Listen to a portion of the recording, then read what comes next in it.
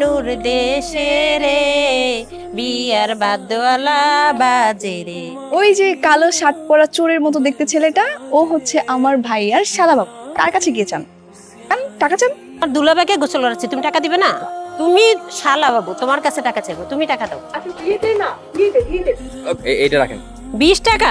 এই যে আন্টি, উনি কিন্তু জমিদারের নাতি, তো 20 টাকা নিলে হবে না, আরো বেশি নিতে হবে। না, টাকা আরো দিতে হবে। আরে পকেটে রাখতে ছিল কেন? আরে দাঁড়ান না। দেখি টাকা। ছেড়ে দেন, সাকিব ভাইকে ছেড়ে দেন আপনারা। কেন?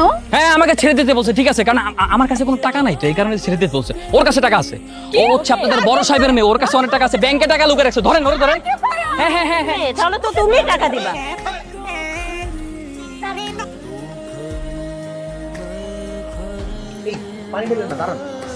এই, তুমি পানিতে কি মিশাইছো? আমি কেন পানিতে মিশাবো? আমি কি মিশাবো আবার?